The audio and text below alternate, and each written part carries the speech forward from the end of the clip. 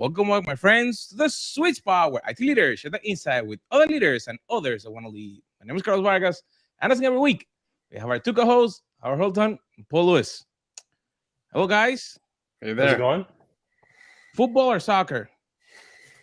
Neither. Football. Like American football, Paul?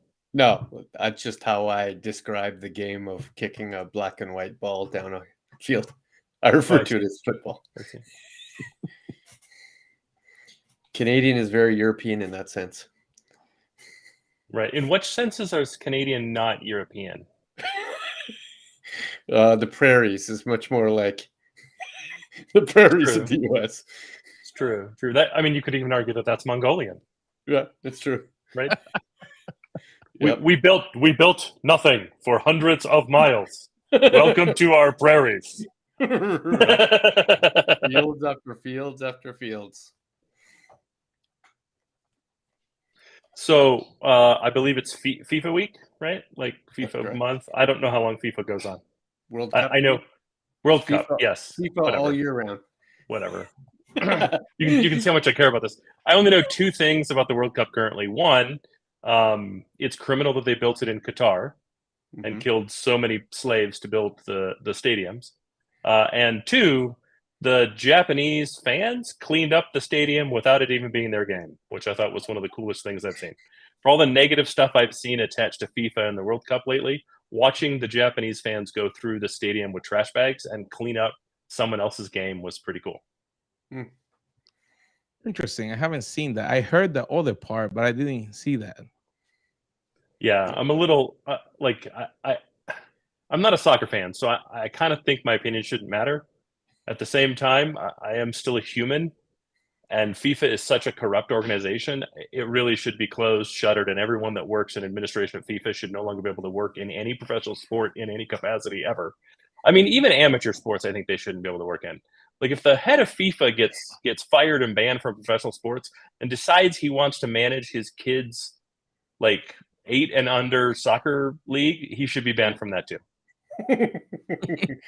It is a fair and true statement. There is a really good Netflix documentary on the depths of FIFA and how far the corruption has gone from its inception, including the Qatar and the Russia World Cups. Yeah, it's pretty rough, right? Yep. Originally, it was supposed to be in the summer. So imagine winning in Doha, in a city in 130-degree Fahrenheit, with none of the stadiums built, none of the infrastructure to house anybody, not enough hotel rooms to support the fans, and yet still winning against the United States, against Japan, against England, who clearly already have the appropriate infrastructure for a World Cup. Yeah. I'm going to say at least Russia had the infrastructure, even though it was an inappropriate place to go. Sure. Yep. They liken it to, Nazi Germany winning the Olympics in whenever it was, 32. Yeah. So I found that interesting. So Jesse Owens absolutely hated effectively the U.S. administration after the Olympics because he swept a whole bunch of events, right? And he said even Hitler, who hated blacks and hated the Jews and pretty much hated everybody, came up and shook his hand, and his own president wouldn't shake his hand. That's interesting. No, that's criminal. That's the excitement of the Olympics, I guess. It's not to the criminal level of the Qatar and FIFA in today's day and age, right? But it is still criminal. It is still like dude set world records that couldn't be touched in a dozen events or however many events he set them in. He at least deserves a handshake. Go, if it really bothers you that bad, use a wipe. But he deserves a handshake. He deserves some freaking respect. Yeah. And to not give the man respect is ridiculous. Yeah. Right? Especially since he was there on your behalf, right? There on the country's behalf. Yeah. Correct. He's part of the U.S. Olympic team. It's ridiculous. So how do we look at that from from an executive leadership position when we have people that, let's say, they may be doing great things, but you're not in agreement with something that they do? No, but this isn't in agreement with what they do, right? I mean, the Jesse Owens thing is who he is, right? Well, or who the Um, person is. and so I think that's a really big problem in leadership, right? I think bias is a pretty big issue in leadership, right? Yep. And I think this is a time of reflection. It's a time of community, right? Thanksgiving in the U.S. and Thanksgiving recently in the Great White North, and the upcoming Christmas holiday should give us some time with family and some time with those we consider family, and allow us to reflect on community. And it's probably not a bad idea, right? To take a few minutes and think about: did you act honorably this year? Did you act ethically this year? Did you act to overcome your biases? Right? Anyone that says they're not biased in any way is smoking something, or selling a bridge, or running for office. Right? In other words, they're just lying. The fact is, we're all baked with biases, and some of them we can get over, and some of them we can't, and we really should work to get over as many of them as we possibly can, and at least address the ones we can. Right? When you look around your kind of leadership, does it look like a reflection of you? Right? Could you swap someone for someone else and not notice the change? In which case, you probably have some bias going on there. Right. You know what I mean? If everyone has the same accent, if everyone speaks the same way, if everyone speaks the same first language, if everyone's the same color, if everyone's the same gender, if everyone sees themselves as the same gender, right? If you have 12 people that report to you that are part of your kind of leadership group, and you don't have anyone that identifies as LGBTQ plus, probably some work to do on your part, right? And I'll admit it's entirely reasonable that there's no one fit for the role within the organization. But have you ever thought about it? Right? Yeah. Have you ever gone to HR and said, "Hey, HR, stop giving me the same people. Give me some diversity." It is interesting. I had a dinner with a dozen CIOs, CTOs last night, and we're just talking about sort of the pain and sacrifice and fun and enjoyment of the role. And there was 3 themes that came out through the entire 3 hours. So theme number 1, culture is harder than it ever has been to build within an organization. Agreed. That diversity is a problem, and we haven't figured out how to solve it. Agreed. And lastly, there was not one CIO in the room that said, there's somebody on my team that could take over for me. That there's a gap, significant gap, and in fact, it's growing between my direct reports or sending anyone else in IT and someone who could do my job for 2 reasons. One, there's not enough direct influence in encouraging people to take on that role. And 2, the role of CIO has changed so dramatically in the last 5 years, it's hard for anybody to catch up, let alone the CIO to catch up. And those 3 factors has been the, what do I do next year? What do I do the following year, given what seems to be an impossible task? Your thoughts on those 3? Okay, so the first one was Culture. first one. Oh yeah. So I think the one thing work from home has really done is damaged any concerted attempt at building culture that started before or relied on assumptions from the before time. Right. Like, so much of building a culture relies on people seeing each other as an extended community, or just a community, much less an extended community, and that's gone with work from home. Right. Before work from home, I never saw the attitude expressed online, just let me do my job and don't talk to me. And now I see I won't work anywhere that they won't just let me do my job and not talk to me. Right. Which I find bizarre.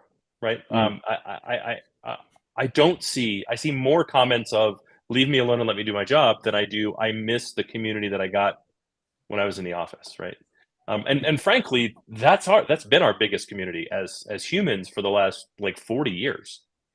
right? The people we see in the office is our most tactile community because we've broken the neighborhoods, right? I have no barely idea who know my my neighbors neighbors. are, right? I know the person who lives there, and I like him, and I know the person that lives there, and they're just okay, and the person that lives across the street's a Republican crazy person. Like during election season, it looks like a bunch of racist pinatas broke on their lawn and stuck signs in the ground. Like it's horrible. Right. And I don't really like 2 doors down. They own the Indian food restaurant, but they're not very personable. And then I really don't know anybody else, right? And that's not unique to me. Like my neighbors don't know any of the neighbors other than the few they know, and and that's just kind of the way neighborhoods are, right? I have no friends that are like, no, like we do block parties and know everybody. Right. The one exception is those that have small children tend to know those in the neighborhood with other small children. Mm-hmm. Right. Like, but once the kids don't play together anymore, then that's gone. And people don't buy a house and live in it forever anymore. Right. You know what I mean? Like our parents bought a They move house every and then 2 years. yeah. And now they move every 2 to 5 years, right? I Yeah. want to say the average in the US is 5 years. It's But got to be less than 5 years. 5 is seems like a long time. well, but there's still a lot of people that, are That's just true. buying and banking their houses, right? So average it probably changes based on the demographic. Like, Right. Sure. sub 30 is 3 years, 30 to 35 is 2 years, 35 to 4, like it probably depends. Right. And then it also depends on what age the children are, because you don't want to pull them from school to school. Yeah. But nonetheless, right? That means that the most lasting relationships we have and most constant are those we develop in the office, and that helps us build culture, and that helps us get exposed to diverse perspectives, even if the perspectives still come from people that look like us. They still tend to be more diverse than we find online, right? Mm-hmm. And now all we have is online, and online is nothing but echo. It's endless echo chambers as far as the mouse can find, right? Which is the worst possible thing. And then you spend 8 hours in an echo chamber. How are you going to build a culture to bring people together to overcome that when it's still a virtual thing, and really it's not a virtual thing that I chose. Right. It's a virtual thing that was chosen for me. Is Yeah. that So something that we can change as leaders, or is that something that the company need to decide? Like, let's say one leader, an executive, can they start, even though their company may not be doing it, can they start implementing or making those changes to bring their direct reports into a better culture and then influence the rest? No, but that's the problem, right? Is the definition of culture has to change. And I think that's the big problem, is we don't really know, like society, there's not enough good research that says this is how you overcome that, right? There's not enough research that says this is what the long-term effects of this is, or this is what the real change is, right? It's all anecdotal at this point, right? It's all 1,000 points of light saying we see the same thing, but not real research being done to say this is what it is, this is what the damage, and this is how you overcome it. And so there's not really good guidance on how to overcome it. There's a bunch of thoughts, right? But there's not any real good guidance on how to overcome it. And ultimately, I think that's part of the problem, is to build a culture, we have to do it using rules that have been established. And there are no current rules for this, right? So we're all just kind of guessing. Are there things you can do? Sure. Are there things that you could do that will work? Maybe. But what works for one person isn't necessarily likely to work for another. Like, that's the thing. There's no real blueprint. yeah. Where before there was a definite blueprint.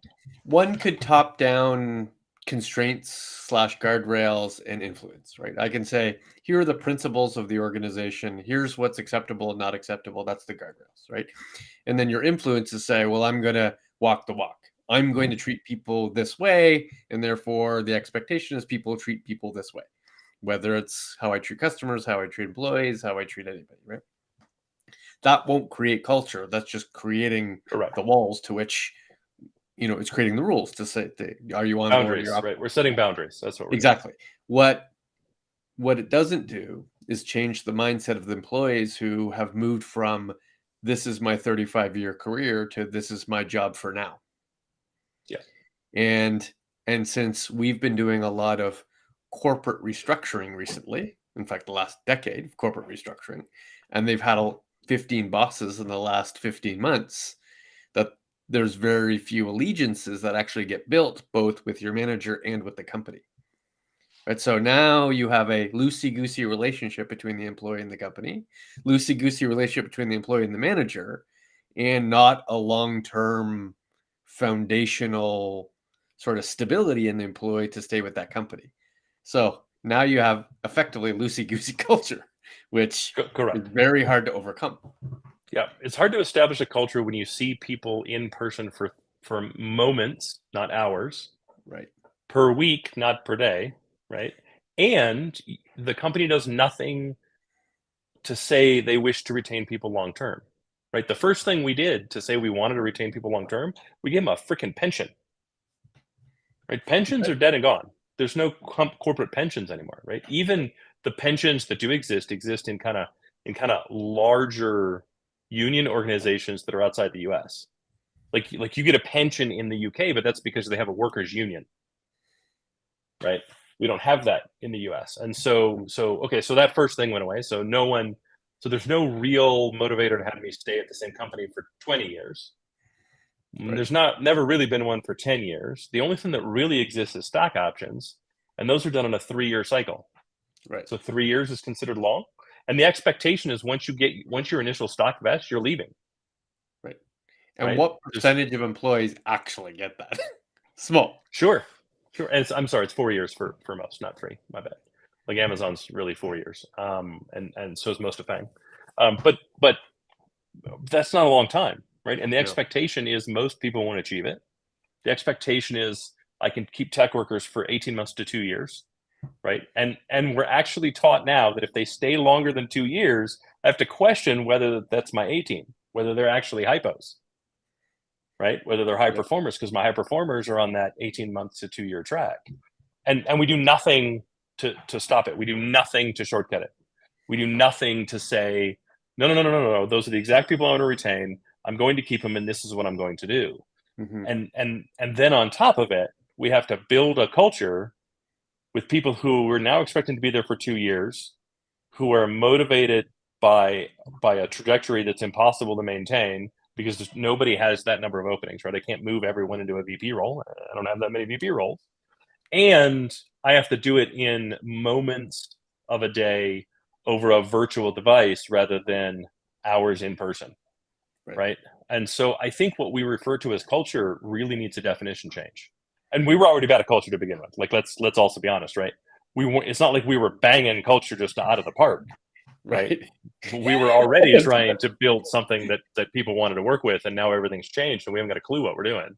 Right. So I agree, Paul. I think culture is darn near impossible to build, and really, like, most companies fail at their own, culture and culture value statement, right? Even if we just take values and say the values provide guardrails, most companies fail miserably at those values.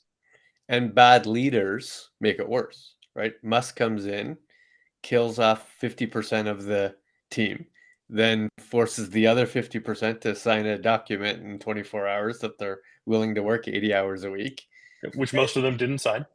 So the estimation is 87% of people who worked at Twitter the day Elon Musk took over will no longer work at Twitter when the clock runs out on that letter.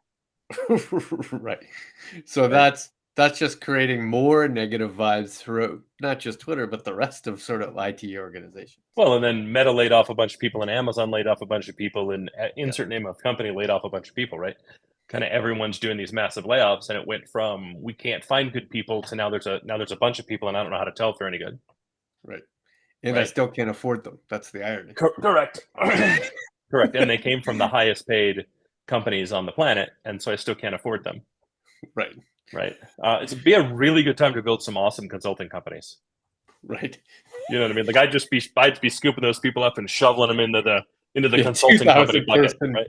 BCG from zero to nothing. Right. In like a weekend, Right. And I could effectively do it with no MBAs. It'd be amazing. Be the greatest consulting company ever built. Right. All practitioners, all practitioners. No recent grad students building the same PowerPoint decks. Like it'd be amazing. You could rule the world in 3 years. So the first one was culture, and I agree. that's feels like an insurmountable task at the moment. I'm not saying it's not solvable, but it's tough. The second one being diversity. Yes, we have a goal. Yes, we have a wish. Yes, we want this to be true. But also, yes, I don't have a plan. Yes, I don't have a program. Yes, I don't really know what to do if somebody told me I had to do it. Right. So now what? Yep. What's my plan? Because I don't have a plan. Yeah, DIE or DEI, diversity, equality, inclusion Yep.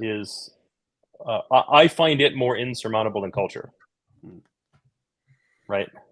Ultimately, I can only pick from the resumes that I get. Ultimately, I can only like I'm still limited. I'm still bound, and it's not like there's well-known excluded pools of potential employees, right?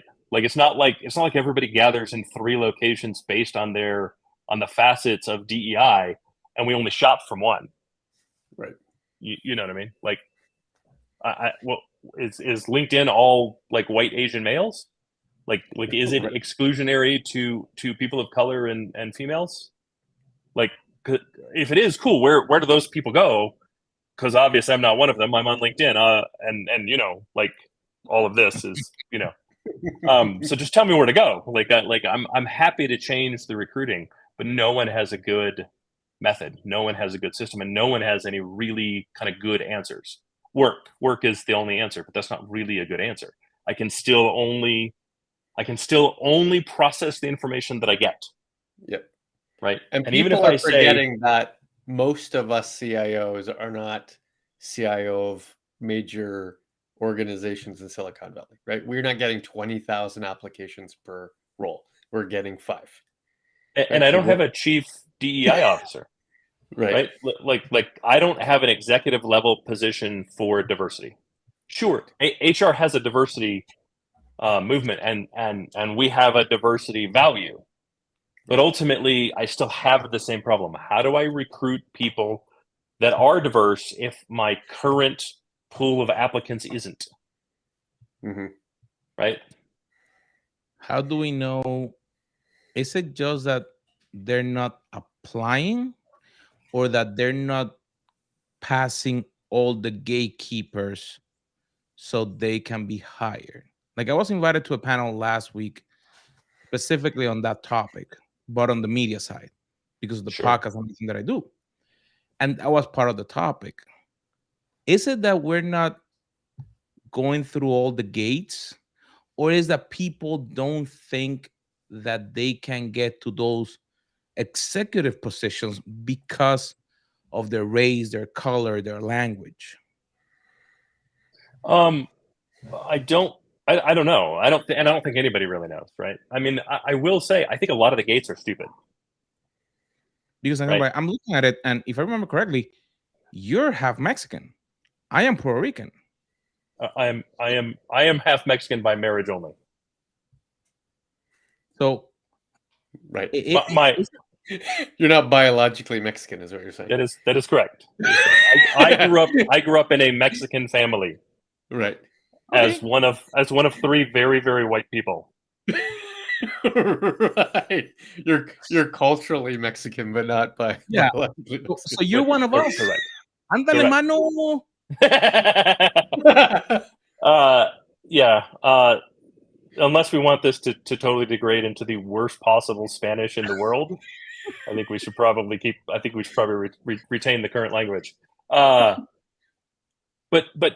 it's a big freaking problem, right? But the gates themselves are a big problem, right? I will give you an example. Not so long ago, I applied for a job that was exactly the job I held at Hitachi. They wanted someone to come in and build an enterprise architecture team for a pre-sales organization. It sounds like something you could do. Right. To which I said, here's everything I've done. And oh, by the way, I did exactly that. And here were the results within the first year, because I had that dashboard. Right. And they said, we've decided to go a different way. That was the totality of the communication. And I'm like, while I get it, I'm not butthurt about it. I don't actually care. At the same time, how many people in this country have exactly that experience? Right. You know what I mean? It's got to be like 3. Right. right? And That, maybe that they could hit the 3. well, that could possibly even be willing to interview at the same time. Like, shouldn't you interview them? Right. You know what I mean? Like if somebody goes, no, I have exactly the experience that you're looking for in a really narrow field, shouldn't you just go, that might be worth a call? I'm not Right. positive. You know what I mean? Which tells me that the gatekeeping that's going on is so much greater than just that fits under diversity, Right. right?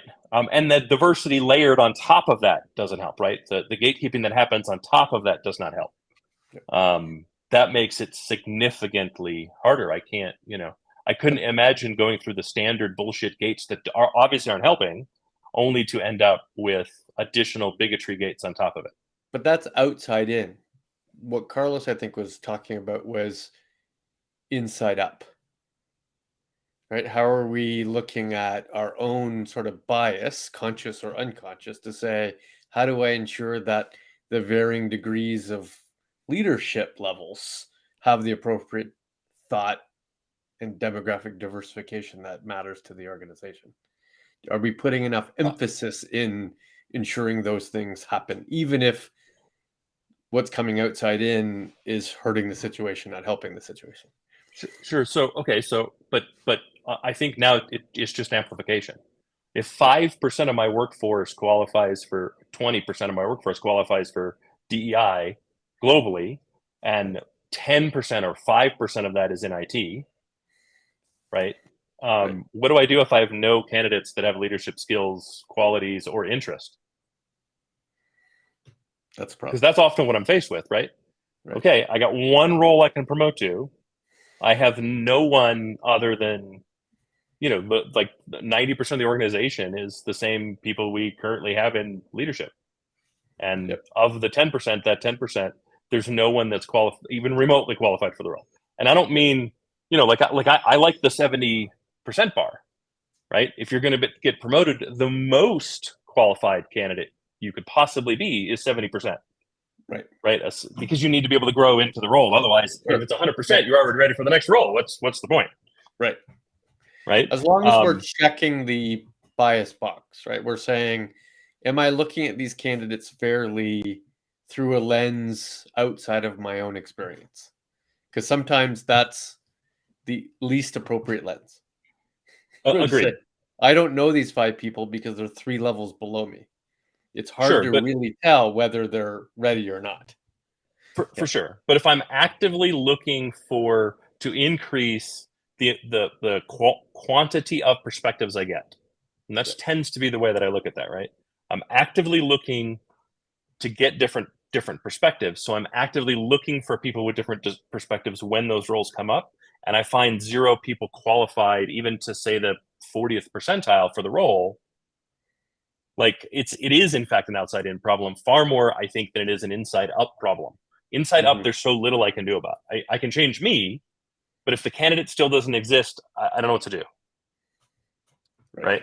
And my job can't be solely focused on DEI, which is what it would take to turn candidates that are 20% qualified into candidates that are 50% qualified, to then open roles that fit the candidates to promote, to then continue. You know what I mean? Like I can't, a CIO can't be a full-time mentor. It can't be our full-time job. And that's kind of what would have to happen to do that. Or you'd have to change every leader to have 25% of their time being mentoring those specific people, so that we could create those candidates. And I'm not sure I'm not sure anyone has 25% of their time. Right. You know what I mean? So I'm not saying I have any answers, and I'm certainly not saying what we have is good enough, nor do we just do nothing. Right. So again, another challenge without obvious answers, but if we don't fix, it's going to lead to significant future problems, which leads us to the third challenge, which I wasn't convinced until I heard 11 other people in the room tell me it was true. Right. Okay. I actually wasn't convinced at the start of that dinner that there was such a huge gap between the CIO and CTO and the next CIO and CTO in that team. I am now way more convinced. I'm way more convinced that not only is there an experiential gap between those two, between the set of VPs that they might be reporting to them and the CIO, but that the expectation of the CIO has changed so dramatically in the last 5 years that it would be difficult for anybody to catch up to that responsibility. In fact, the existing CIOs are having a hard time catching up to being that new role set, let alone having other people do that. And if A, do you believe that's true? And B, is there anything we can do about that?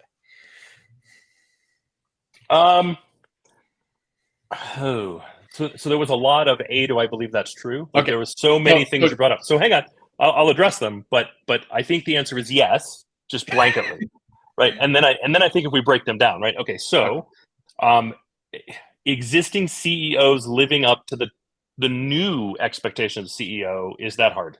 And are they in the 70th percentile? And I think the answer is it is hard, and no, they're not in the 70th percentile. Right. There are a lot of terrible CIOs and CTOs that are struggling to really understand what it means to be a CIO and a CTO today. Right. And they were perfectly good 5 years ago or 10 years ago in that role. But the role has changed, and then the people have also changed, right? Like you spent the last 15 years of your career preparing for a CIO role that no longer exists, and once you got your shot, you stepped into it and it went, "This is no. I signed up to be the GM of a baseball team. I don't know shit about football." Right. You know what I mean? And all of a sudden, you're managing a football team, right? Like it's the Ted Lasso problem, right? Good callback. And the reality is Ted Lasso was good at it because Ted Lasso is a phenomenal leader. Right. And that kind of brings me to the one thing that we talk about a lot, right? We don't spend enough time fostering leadership skills. Mm-hmm. Right? We need more Ted Lassos in this world. Right? Ted Lasso spends 0% of his time actually concerned about the game of football. Right. Why? Because he doesn't even know the rules. He has no clue. And he's fine with it. He's super comfortable with saying, "No, I don't know what that is." Right? Like, Ted, can you explain the offside rule? No, I'm still looking for someone who can explain it to me. Right? He doesn't try to make something up. Nothing. He just goes, no. Like Beard knows the offside rule. Right. Right? Like everybody else knows the offside rule. What's one more person who knows the offside rule going to help? Right. Right? And yet somehow we think CIO should know the offside rule. Right. Why? Right? It's cool that they do, but how about they know the leadership part first? Right? How about they know the thing that's most critical? And no one's really defined what the most critical is. Right? So I'm going to say today the most critical is you're a really good leader and mentor. Those two things. They're very different, but somewhat complementary. So let's say the most important thing is you're a really good leader and mentor.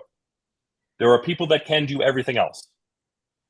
Right? You don't need to be the most fiscally conservative person or the fiscally conscious person. You have an office of the CIO, which has a CFO in it, to do that job. Yep. Trust that they know how to do their job. Lead and mentor spectacularly well. Then communicate across and take communication across. So communicate what the value is of IT and the things that you're working on to the business, and listen to the business about what they say is important to them in general and specifically within the realm of technology. What do they wish technology could accomplish for them? CIOs are terrible at that.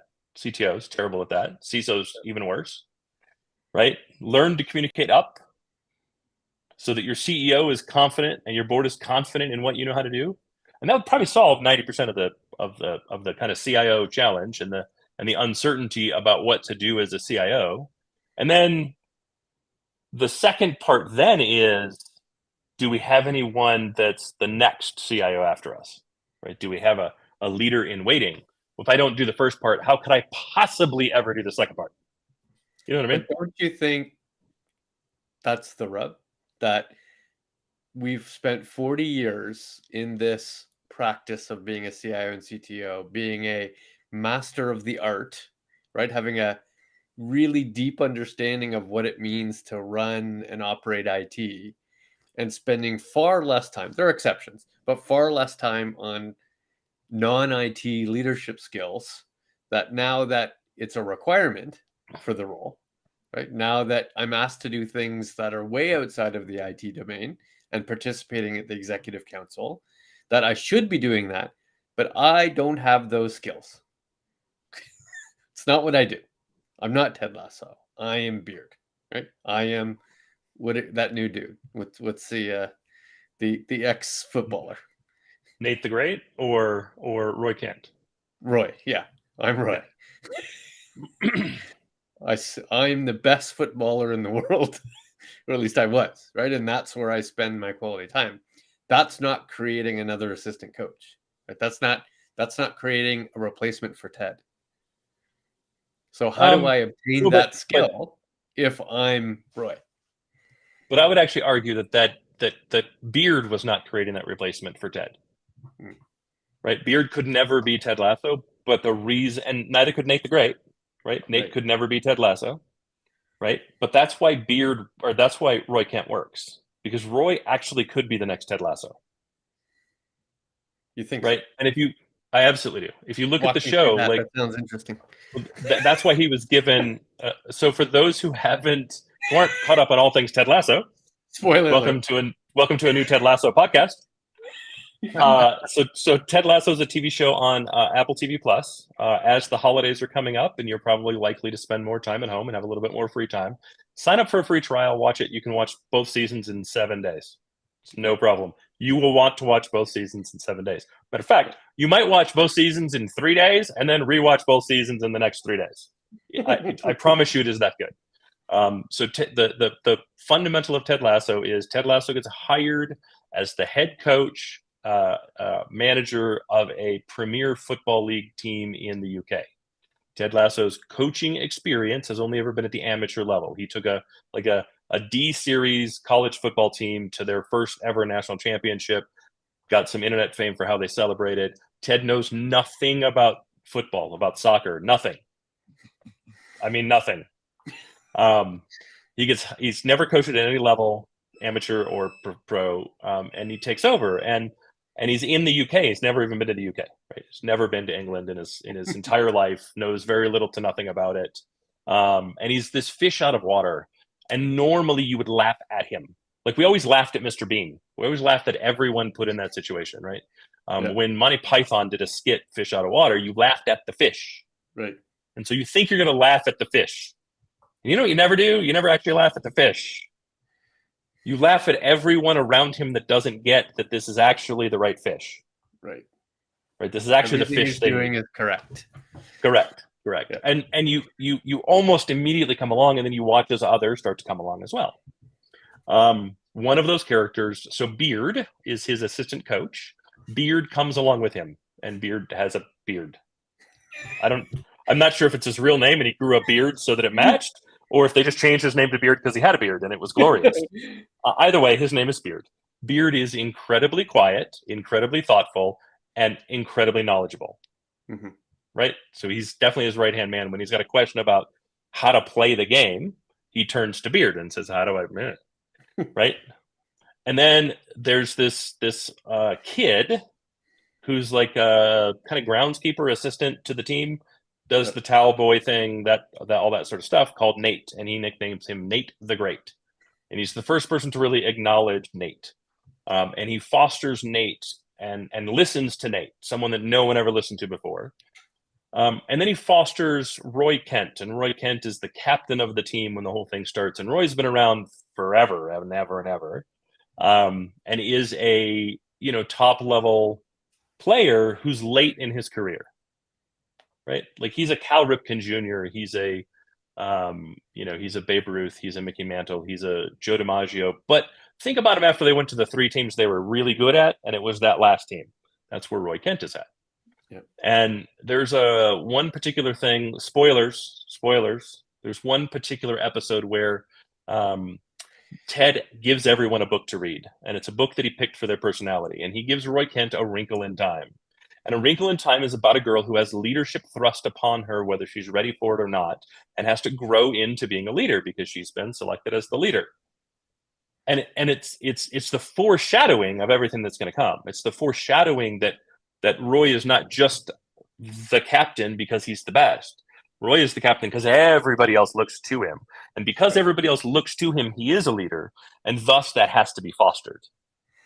right? And Ted does it in a way that Roy's not really comfortable with. It's not really Roy's kind of way to lead, but Roy doesn't like being a leader anyhow. Right. So yeah, I would say that yes, Roy Kent is absolutely the GM in waiting. Like I would not be surprised if the entire show ends, which it's either set for 3 seasons or 4 seasons. I think it's 3, and then the show's over. I would not be surprised if when it ends, Roy Kent is left as GM of what is effectively a brand new. I guess my point is there's still work to do. Out of the box, Sure.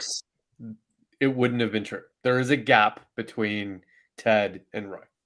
Sure, but we also don't work in Fantasyland, right? like we don't work in like Santa Claus the movie, where Santa Claus trains his apprentice and then determines it's time for his apprentice to take over as Santa Claus, and he retires.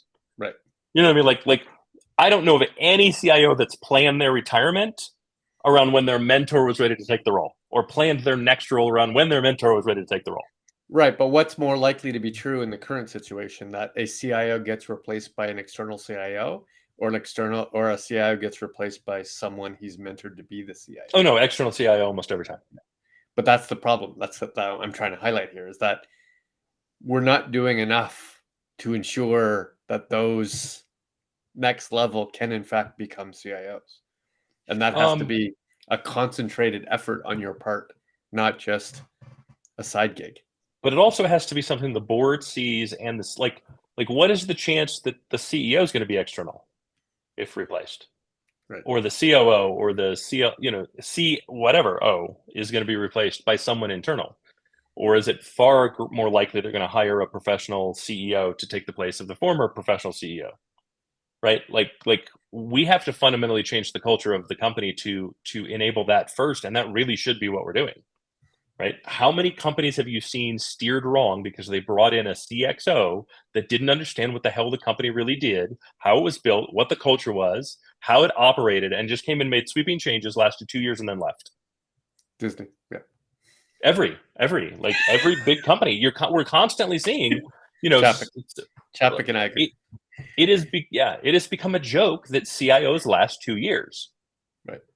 Right, they come in, they make a bunch of changes, it seems good, and they go to another place that pays them more money, and then the ball drops, as it were. Mm-hmm. Right, the music stops, and you found you have no musical chairs left, and so the next guy comes in and goes, well, this is messed up, makes a whole bunch of changes.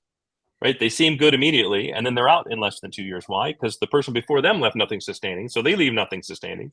So now I've got 2 things that aren't really sustaining, and the third person comes in and lasts even shorter, right? Because we're not really building this to be sustaining. And if from the beginning the board said, no, we're going to let this person go, but we're going to promote someone from within, and hey, let's hire an external CIO, someone who is a professional CIO, to not actually hold the reins, but to just mentor this CIO. Just get them up to the point where they are, in fact, the CIO, and then we let them go. Right, so that we've got a good CIO that knows what they're doing. Right, hire a professional mentor, build a CIO. Hire a professional mentor, build a CTO. Why is that not the method that we're using? Wouldn't that be a better method? I was going to say question. Probably still takes 2 years. Right. Should we have like a junior role, like we have on the technical side, but on the leadership side, so we can grow? Like you were saying, that there's knowledge from within the company that an external person don't have. Should there be like a junior type position that is building them up to go to that next level? And it's not just at the higher ed, because you need to have other knowledge to be that top leader. But do you really? Like, you don't have to have that knowledge. They've proven it over and over again by bringing in external CIOs. But right? They have none of the tribal knowledge when they come in. Right. But that's why we have the problems that we have. No, I know, but that's my point, right? Don't set junior roles. Don't bring in an external CIO. Promote the person the closest and bring in a professional mentor. Right. Okay. To bridge the gap, right? You're on a 2-year contract. You're a professional CIO. You're on a 2-year contract, not to be CIO, but to make this person a successful CIO. Right. And then you do the same thing you would have before if you would have been brought in. It's effectively not changing anything, except you're not creating a house of cards. You're creating a dynasty. And right? you can take bigger risks. You don't have to wait for the 70% person. You can get the 40% person and give them 2 years of mentorship. Yeah. So where Correct. do you find that person that you're gonna bring to coach that CIO or that CTO? Well, let me introduce you to the Sweet Spot Consulting, where Nice. Paul Lewis and Howard Holton will happily take their decade plus of experience and help mentor the right person that has the cultural knowledge to be that person within your organization. I mean, I'm throwing that out there now. And the three of us would have no problem finding more mentors to do that. Right. Certainly. Right. If someone showed up at my door and said, "We'd like right now today, I'm happy to be a part-time CXO." There's a ton of companies that don't need a full-time CIO. They don't need a full-time CTO. They don't need a full-time CISO, but they need someone that has the experience of that office to handle the strategic tasks, to turn it over to really good practitioners that exist within the organization. Happy to do that for you today. For the record, it's paid. I don't do anything for free. So there's only so much volunteer time I have left. Right. But like the number of companies looking for that is growing, but it's very, very small because they don't really know what they need. Right? Like CEOs don't really know what they need, and the employees do themselves a disservice. Right? Look, if you're like a 27-person company, you're not actually the CIO. Right. But it's very, very, very hard to truly be the CIO of a 27-person company. Right.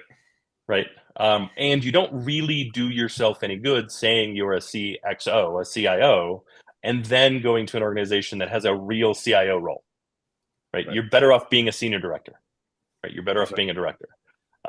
It's going to serve you far, far better to be a role appropriate kind of across across any level of equality, so that turns into something else of value elsewhere. And I promise you, like if you're the CIO and you never do any CIO stuff ever, and then you like throw that on your resume and you go out and try to be CIO somewhere else and you get in a couple of interviews at the director level, they're going to go, yeah, you're not really a director either. Plus you had the CIO role, so I know you're going to want to crawl and climb through the organization. I'm not going to bother with you. Right. You're just going to exclude yourself. And so definitely not in your best interest. No, it's really not. Right. And that doesn't mean all CIOs are the same either. Right. Paul, you and I couldn't be more different as CIO. It doesn't change the fact that we're both very good CIOs. We're just different CIOs. Right. And I wouldn't go mentor someone at a financial services company. I'm like they have a different set of problems, so that's not likely where I'm going to go. Right. But we know someone that could. we know many people that could fill these roles. Right. It's not just Paul and I that have had that experience. But I think companies really need to start thinking about that. Really need to start looking at that. And really start thinking about, what do I have? What's the most important? What's the most valuable? And I will tell you right now, if companies don't really double down on figuring out how to get longevity in the executive seats, it's going to do nothing but continue to cause problems. Right? I'd be shocked if we couldn't add stability and the growth that companies are looking for simply by putting a long-term strategy and stability in those seats. Right. Knowing that the role isn't going to change humans in 2 years. Right. But knowing that structure, decision-making, guardrails, somebody's thinking about what those mean and helping the acting CIO get to the point where they've implemented them. Right. Right. To say, hold on a second, like grabbing them by the shirt, right? Say, you're about to fall here. Yep. Note this thing in front of you now. All right, now I'm going to let you go. Walk over it. Yep. Yeah, and it probably isn't any more expensive. Right. All in all. Right. First off, professional CXOs, right, those that are hired to take those roles from company to company, are incredibly expensive. Promoting someone from within is almost always cheaper. Of course it is. They just don't have that same expectation of remuneration. And so the first year, I would argue, sure, it might be more expensive. But in the second year, right, like let's say the first year, you need that pro CIO 100% of their time. Right. That's reasonable. Fine. The second year, you need them 70% of their time. The third year, you need them 25% of their time. You know what I mean? And so you can kind of cross the chasm by going, I don't give the new CIO, right, the person I've promoted from within, 100% of the pay bump. Like I grow them into the role, and as I grow them into the role, and I pull money away from hours on the consulting, I add money to their bucket, so that by the time the transition's done, right, that advisor CIO has moved on to their next gigs, right, and the new CIO is capable of doing the job and likely doing it at about 60% of what you would have paid a professional CIO. Yep. And significantly better than they would have had you left them on their own. Or hired a professional CIO who's only going to be there for 2 years. Right. Now you have someone that's likely come up through your organization, been there 10, 12, 15 years, knows the organization, knows the players real well, right? Did the work, earned the promotion, and now has the knowledge and the experience necessary to be the expert that you need, right? Be that 70th percentile. You're not going to get to 100% in 2 years. There's too much. It's too big a job. It's too big a role. But you can get to 70%, which is where you need them to be. Right. And at the same time, if you use the right consulting organization to do it, they're also going to go, hey, by the way, it's more than just a CIO problem. Let's look at your operating model, right? Let's look at your ways of doing business. Let's look at your strategy and your capabilities and make sure that you've got a good map and a good strategy for the next 5 years. Put that in place. And maybe you retain them. Maybe you keep them on at 10 or 20%, for the rest of those 5 years, and use them as a trusted advisor, right? But that's really the kind of thing that I would start doing. It would be a huge cost savings. It'd be a massive benefit. It would add a whole lot of structure, and it fulfills the promise you make when you hire people, which is you will have a future here. And it says no future is off the table. Right. It may not be available to everyone because you have one CIO. You know what I mean? You don't have 70. But it is possible, and it is retained by someone that actually started, at 7 levels down or 4 levels down, right? And even if you augment it slightly to say, not only is this person going to help you with this acting CIO, but also their second in command, like the three of you are working together, you actually are not only creating the future CIO, but the future CIO. Correct. And you're establishing a cultural pattern that will continue long after they're gone. Right. Because that becomes part of the job. Right. Creating your second in command should be part of the job. Paul, you have the same problem with people saying they don't have a second in command that I do. It's the first thing I do when I go to an organization. I know who my second in command is. Literally the first thing I do. Yeah. Correct. And there's never a question. Like I make it clear in my leadership meetings who my second in command is. Right. It's just sitting beside me. Correct. Right. All right. Carlos, we went very long on this one, but I think it was pretty helpful. Yeah, this is an interesting topic. And make sure that you go to the sweetspotconsulting.com and you actually sign up so we can go and help you to build that team so you can grow. And make sure you subscribe. So we'll see you on our next episode.